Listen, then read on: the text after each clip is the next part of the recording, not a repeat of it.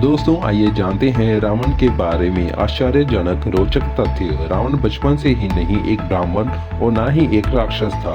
रावण ऋषि विश्वा का पुत्र थे, जो कि विद्वान ब्राह्मण थे। जब उसकी माँ केकसी ऋषि विश्वा की दूसरी पत्नी थी और वह एक क्षत्रिय राशि थी, जिनको राक्षसी के नाम से भी जाना जाता है। यही कारण था कि बचपन से ही रावण के पास ब्राह्मण जैसी बुद्धि और राक्षसों जैसी शक्ति विद्यमान थी। श्रीलंका के प्राचीन इतिहास में सबसे कुशल और सबसे बुद्धिमान राजा रावण ही थे। ये बातें इतिहास में लिखित हैं। रावण के ही शासनकाल में श्रीलंका की प्रजा सबसे कुशल और समृद्ध रही थी। आपको जानकर हैरानी होगी, रावण की पूजा श्रीलंका में ही नहीं बल्कि भारत के दक्षिण राज्यों में रावण की पूजा होती है। कानपुर का कैलाश मंदिर वर्ष में दशहरे के दिन एक बार खुलता है, जहाँ पर रावण की पूजा की जाती है। रावण को संगीत का शौक था, वो संगीत जानते भी थे। उसे वीणा बजाना बहुत पसंद करते थे। रावण परम ज्ञानी थे। उसने 6 शास्त्रों की रचना की थी।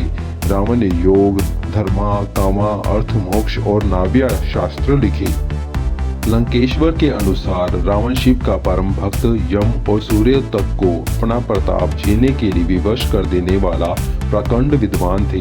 क्या आप जानते हैं, कविताएं लिखने में भी रावण पारंगत थे। रावण सिर्फ एक योद्धा नहीं थे, उन्होंने बहुत सारी कविताएं और श्लोक की रचनाएं भी की थी।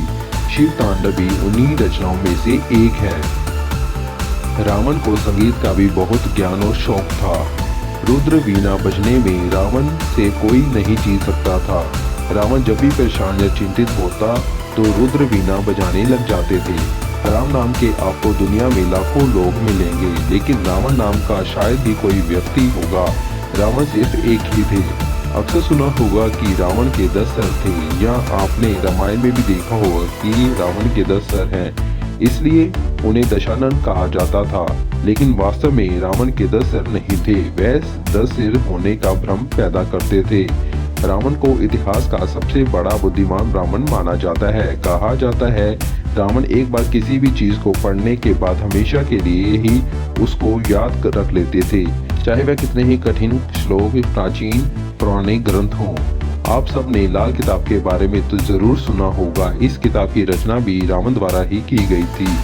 लाल किताब को मूल रूप से अरुण संहिता के नाम से ही जाना जाता है। क्या आप जानते हैं, रावण संगीत कला में भी महारथी थे। इसका प्रमाण माता सरस्वती के हाथ में इसे रुद्र वीणा है, जिसका निर्माण रावण ने अपने सर, भुजा और धमनियों से ही किया है। रावण रुद्र वीणा बजाने में पारंगत थे। रावण को रावण का नाम भगवान शिव ने ही दिया था, और रावण नाम का अर्थ होता है तेज तेज दहाड़ना। रावण सर्वशक्तिशाली भी थे, जिसका प्रमाण इसी बात से लगता है कि रावण तीनों लोकों का स्वामी था। उसने इंद्रलोक ही नहीं बल्कि भूलोक के कुछ हिस्सों में असुरों की ताकत से उन पर कब्जा करा था। रावण सदैव ही वीर योद्धा की तरह अपनी सेना की अगुवाई किया करता था, और बहुत से युद्ध उसने बिना अपने शौर्य के दम पर जीते थे।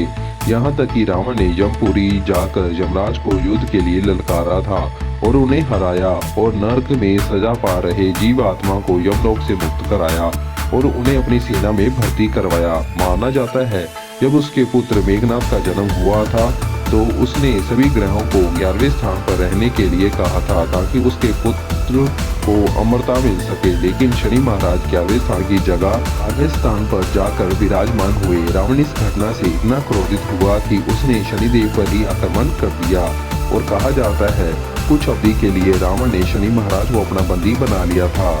रावण एक आदर्श भाई और आदर्श पिता भी थे, क्योंकि उसने अपनी बहन शूर्पणखा का अपमान का बदला लेने के लिए वह कदम उठाया जो आगे चलकर उसके विनाश का कारण बना।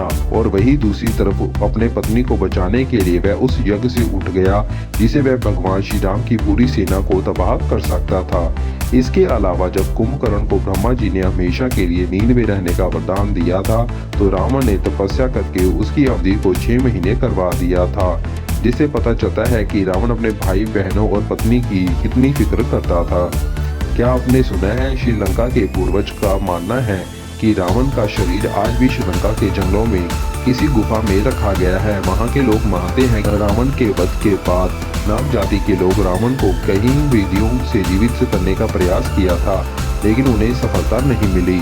तो वो उनके शरीर को उठाकर ले गए और उनके शरीर पर जड़ी बूटियों का लेप लगाकर एक ताबूत में सुरक्षित रखकर उस ताबूत को किसी गुफा में छुपा कर रख दिया, क्योंकि उन्हें ये उम्मीद थी कि अगर लक्ष्मण को संजीवनी बूटी से दोबारा जीवित किया जा सकता है तो उसी से संजीवनी बूटी से रावण को भी जीवित किया जा सकता है। क्या आप जानते हैं लंका का निर्माण विश्वकर्मा जी ने किया था और जब उस पर रावण के सौतेले भाई कुबेर का कब्जा था, पर जब रावण तपस्या से लौटा था तब उसने कुबेर से पूरी लंका छीन ली थी।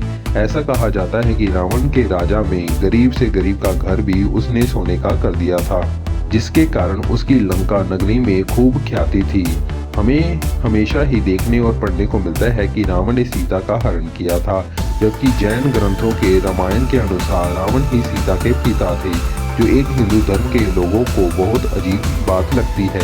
क्या आप जानते हैं जैन ग्रंथों में और जैन धर्म में रावण की पूजा की जाती है। रावण और कुंभकर्ण वास्तव में भगवान विष्णु के द्वारपाल जय और विजय थे, जिनको एक ऋषि से मिले श्राप के कारण राक्षस कुल में जन्म लेना पड़ा था और अपने ही आराध्य से उनको लड़ना पड़ा था। राम रावण की बातचीत में एक बार राम जी ने रावण को महाब्राह्मण कहकर पुकारा था, क्योंकि रावण 64 कलाओं में निपुण थे, जिसके कारण उसे असुरों में सबसे बुद्धिमान व्यक्ति माना जाता था।